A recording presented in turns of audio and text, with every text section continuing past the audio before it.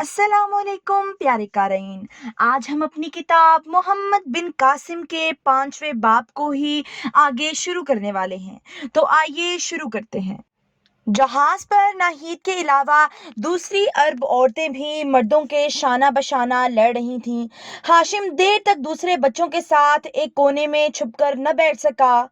वो ऊपर आकर खालिद के करीब खड़ा हो गया और पूछने लगा, हमें कितनी बार बहरी डाकुओं से मुकाबला करना पड़ेगा?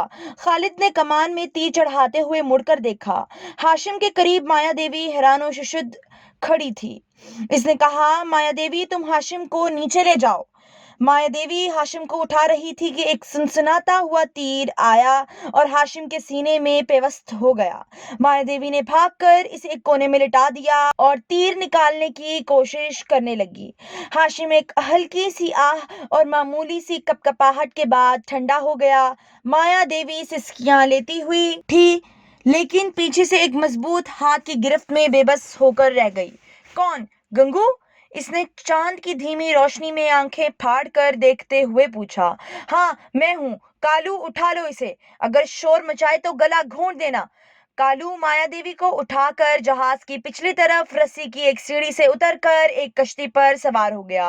गंगू ने आगे बढ़कर खालिद के कंधे पर हाथ रखते हुए कहा, अब मुकाबला करने से कुछ नहीं होगा। इनकी तादाद हमसे बहुत ज्यादा है और उकब से भी 2 जहाज हम पर हमला करने के लिए आ रहे हैं। मेरी कश्ती जहाज के पीछे खड़ी है। मैं तुम्हें और नाहिद को बचा सकता हूँ। खालिद ने बेपरवाही से जवाब दिया, हम अपने साथियों को छोड़कर नहीं जा सकते हैं, लेकिन तुम नहीं जानते कि वो लोग तुम्हारी बहन के साथ क्या सलूक करेंगे।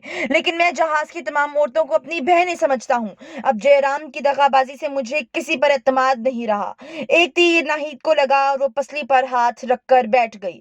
खालिद ने आगे बढ़कर इसे उठाने की कोशिश की, लेकिन इसने कहा, मैं ठीक हूँ खालिद, तुम मेरी फिक्र ना करो। खालिद ने इसके इसरार के बावजूद इसे उठाकर हाशिम के करीब बिठा दिया। हाशिम की लाश देखकर नाहिद को अपना जख्म भूल गया। इसने हाशिम को झंझोड़ा, आवाजें दी और इंतहाई कुर्ब की हालत में बोली, हाशिम, तुम ऊपर क्यों आए? गंगू ने बेखबरी की हालत में नाहिद की पसली से तीर निकाल कर फेंक दिया और दासू से कहा, इसे उठा लो। दासू नाहिद को उठाने के लिए झुका, लेकिन खालिद ने आगे बढ़कर इसे पीछे धकेल दिया और कहा, तुम जयराम और ये सिपाही मुख्तलिफ रास्तों से आए थे, लेकिन तुम सबका मकसद एक है। जाओ, हम तुम्हें एक दफा माफ कर चुके हैं। गंगू ने कहा, बेटा, अगर बातों के लिए वक्त होता तो मैं तुम्हारा शक दूर करने की कोशिश करता, लेकिन हम पर दुश्मन का घेरा तंग हो रहा है। अगर हमने चंद और लम्हा जाया कर दिए तो भागने के तमाम रास्ते बंद हो जाएंगे। अफसोस, मैं तुम्हें सोचने की मोहलत भी नहीं दे सकता। बेटी, मुझे माफ करना। ये कहते हुए गंगू ने अचानक एक छोटा सा डंडा खालिद के सर पर दे मारा। खालिद लड़खड़ाया, लेकिन गंगू ने उठाकर इसे कांधे पर रख लिया। दासू ने नाहिद को उठा लिया और गंगू ने मोती से कहा, तुम ये कमाने उठा लो, ये हमें काम देंगी। हमलावर कमंदे डालकर जहाजों पर सवार हो रहे थे और तीरों की लड़ाई तलवारों की लड़ाई में तब्दील हो चुकी थी। इस हंगामों में किसी को नाहिद, खालिद और माया देवी के अगवा किए जाने का पता न चला। जब तक ये लोग कश्ती पर सवार हुए, चंद कश्तियां कुब से भी जहाजों के करीब पहुंच चुकी थीं। गंगू और इसके साथियों ने सिंधी जुबान में हाउ करके हमला आवरों को शक न होने दिया और बचते बचाते जहाजों से एक तरफ निकल गए। गंगू के कहने पर माया देवी ने अपना दुपट्टा फाड़ कर नाहिद के जख्म पर पट्टी बांध दी। खालिद को अपने साथ देखकर अब इसे ये भी ख्याल न था कि वो कहाँ जा रही है। गंगू पानी से कपड़ा भिगो भिगो कर खालिद के माथे पर रख रहा था और माया देवी को वो शख्स जो चंद लम्हे बेशतर एक बदतरीन दुश्मन की सूरत में नमूदार हुआ था, एक गमगुसार नजर आ रहा था। कश्ती खतरे की हद से दूर आ चुकी थी और माया गंगू से हम कलाम न होने का इरादा करने के बावजूद बार बार ये पूछ रही थी, इसे ज्यादा चोट तो नहीं आई? ये कैसे बेहोश हुआ? नाहिद इंतहाई रंजो मलाल की वजह से किसी से हम कलाम न हुई। वो तशवीश की हालत में अपने भाई की तरफ देखती रही और जब गंगू ये कहता, बेटी, तुम फिक्र न करो, तुम्हारे भाई को अभी होश आ जाएगा, मैं तुम्हारा दुश्मन नहीं, मैं समंदर के देवता की कसम खाता हूँ, तो नाहिद खून के घूंट पीकर रह जाती। फिर वो माया देवी से मुखातिब हुआ, माया, तुम एक राजपूत लड़की हो। राजपूत झूठी कस्में नहीं खाते। मैं तुमसे पूछता हूँ, क्या तुम्हें यह शक था कि तुम्हारा भाई इन लोगों को धोखा देगा? नहीं, نہیں میرا بھائی ایسا نہیں، میں بھگوان کی قسم کھاتی ہوں، اور اگر یہ ثابت ہو گیا تو میں کنویں میں چھلانگ لگا دوں گی، آگ میں جل جاؤں گی، اپنا گلا اپنے ہاتھوں سے گھونٹ ڈالوں گی، بھگوان کے لیے ایسا نہ کہو۔ مایا دیوی کی ہچکیوں نے ناہید کو متاثر کیا اور اس نے کہا، مایا تم ان باتوں کی پرواہ نہ کرو، مجھے تم پر یقین ہے، اور اگر تمہارے بھائی نے ہمارے ساتھ دھوکہ بھی کیا ہو تو اس میں تمہارا کیا قصور؟ میں پھر کہتی ہوں میرا بھائی ایسا نہیں، اس کی رگوں میں ایک راجپوت کا خون ہے، وہ اس قدر احسان فراموش نہیں ہو سکتا۔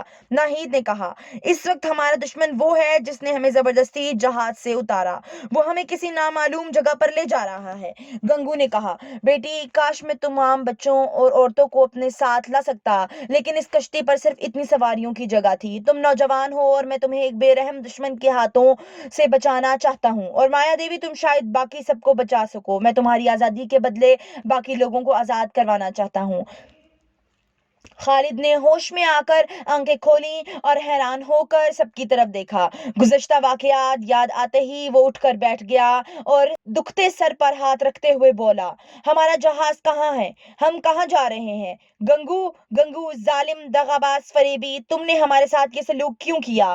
وہ کیا کہیں گے؟ تم ہمیں کہاں لے جا رہے ہو؟ گنگو نے ٹھنڈے دل سے جواب دیا، خالد یہ میری عمر میں پہلا موقع ہے کہ مجھے کسی کی گالی پر غصہ نہیں آیا، تم مجھے جو جی میں آؤ کہو، لیکن میں نے برا نہیں کیا، میں صرف مایا کو لینے آیا تھا، لیکن تمہاری بہن کو زخمی دیکھ کر یہ گوارا نہ کر سکا کہ اسے دشمن کے رحم پر چھوڑ دوں۔ خالد نے حقارت سے مایا دیوی کی طرف دیکھتے ہوئے کہا، میں اب سمجھا، جے رام نے ایک طرف سے ہم پر حملہ کرنے کے لیے سپاہی بھیج دیے اور دوسری طرف سے تمہیں مایا دیوی کو لینے کے لیے بھیج دیا، اس کا مطلب یہ ہے کہ لٹیروں کے سردار تم نہ تھے، جے رام تھا۔ تم درست کہتے ہو، لیکن میں توبہ کر چکا ہوں اور جے رام نے توبہ نہیں کی، ممکن ہے وہ اپنی بہن کی خبر سننے کے بعد توبہ کرے، تو تم ہمیں اس کے پاس نہیں لے جا رہے ہو؟ تم دیکھ سکتے ہو بندرگاہ کس طرف ہے اور ہم کس طرف جا رہے ہیں، تو تم ہمیں کہاں لے جاؤ گے؟ کسی ایسی جگہ جہاں راجا کے سپاہی نہ پہنچ سکیں۔ خالد نے کہا، اگر تمہاری نیت بری نہیں تو ہمیں اپنے ساتھیوں کے پاس چھوڑاؤ۔ گنگو نے کہا، تمہارے ساتھی تھوڑی دیر میں دیبل کے قید خانے میں ہوں گے، تم قید ہونے کی بجائے قید سے باہر رہ کر ان کی زیادہ مدد کر سکتے ہو۔ خالد نے قدرے پر امید ہو کر پوچھا، تم سچ مچ ان کی مدد کرنا چاہتے ہو؟ گنگو نے جواب دیا، بیٹا مجھ سے تم سے جھوٹ بولنے کی ضرورت نہ تھی، اگر میں تمہارا دشمن ہوتا تو یقیناً اس قدر ٹھنڈے دل سے یہ گالیاں نہ سنتا۔ اگلے دن یہ کشتی دریائے سندھ کے دہانے پر پہنچ گئی۔ گنگو کو اپنے ساتھی مچھلیاں پکڑتے ہوئے مل گئے۔ تو لیجیے قارئین، ہمارا 5واں باب دیبل آج یہیں پر ہی اختتام پذیر ہوتا ہے۔ اب اگلی قسط میں ہم محمد بن قاسم کا نیا باب قیدی شروع کرنے والے ہیں، تو کہانی کے ساتھ جڑے رہنے کے لیے ہمارے چینل کو لائک کیجیے، سبسکرائب کیجیے اور شیئر کرنا مت بھولیے۔